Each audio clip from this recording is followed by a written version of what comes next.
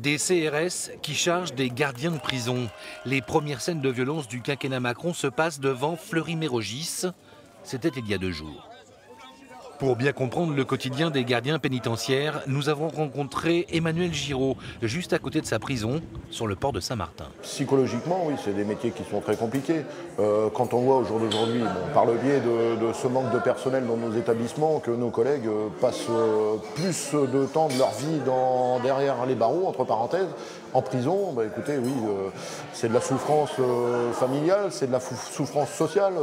Voilà, notre administration a le taux de divorce et de suicide le plus important de toute la fonction publique. 20 suicides chaque année. Toute la semaine, à Saintes ou à Saint-Martin, comme partout en France, les personnels l'ont rabâché devant les caméras.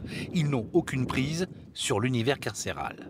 C'est la société, mais dans un microcosme où la violence est multipliée par 10.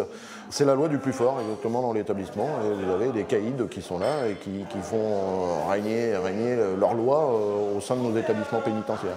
Enfin, hier soir, plusieurs accords avec le gouvernement ont été évoqués. Juste un effet d'annonce pour les principaux intéressés sur le terrain. 1100 postes sur 4 ans, écoutez, c'est du saupoudrage. Voilà, ça représente 3-4 agents, on va dire, sur chaque établissement répartis sur l'ensemble du territoire.